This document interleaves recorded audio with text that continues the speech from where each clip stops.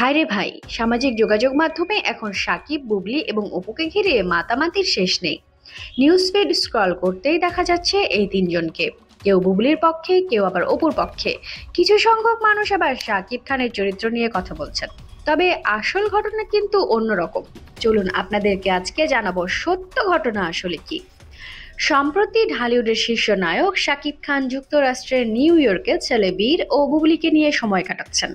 ভক্তদের মনে তাই হঠাৎ করে প্রশ্নের উদয় হয়েছে, কেন আচমকা মার্কিন যুক্তরাষ্ট্রে? বীরকে একটা সুন্দর মুহূর্ত উপহার দেওয়ার জন্যই তারা একসাথে হয়েছিল বলে জানা যায়। কিন্তু বুবলির সাথে এত প্রেম ভালোবাসা দেখে তো বিষয়টি অন্যরকম হয়ে যাচ্ছে। যাই হোক, এর সাথে রয়েছে আরেকটি কারণও।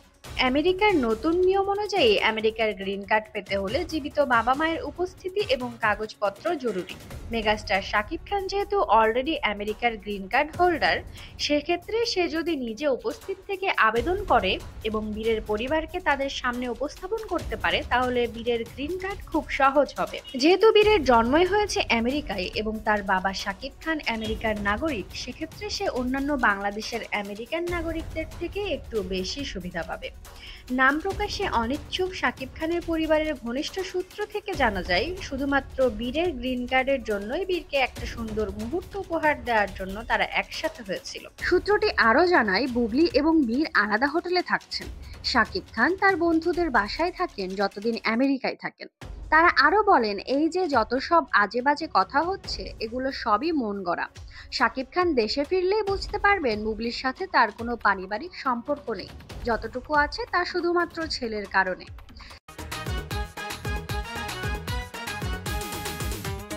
সেম অবস্থা জয়ের ক্ষেত্রেও।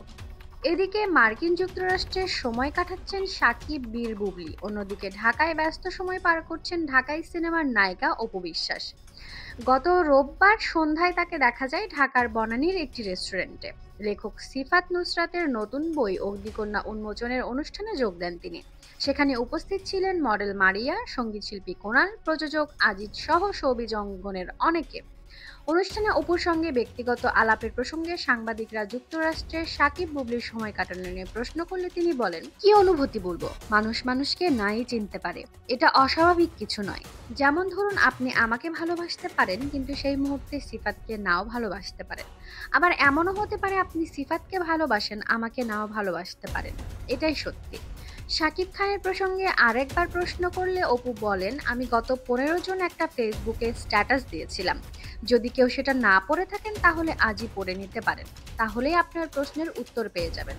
অপু বিশ্বাস আরও বলেন, ব্যক্তিগত সম্পর্কের বাইরেও আমাদের পেশাগত সম্পর্ক রয়েছে। আমরা সবাই প্রফেশনাল শিল্পী।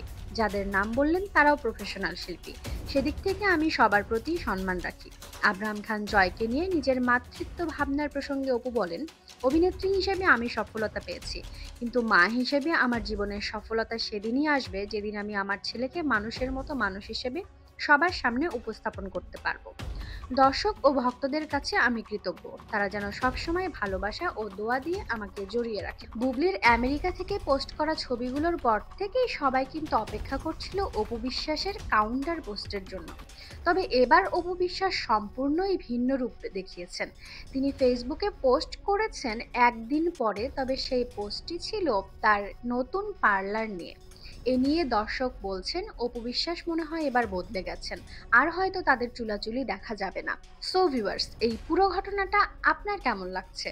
আপনি কোন দলে, টিম অপু বিশ্বাস নাকি টিম বুবলি? কমেন্ট সেকশনে জানাতে ভুলবেন না।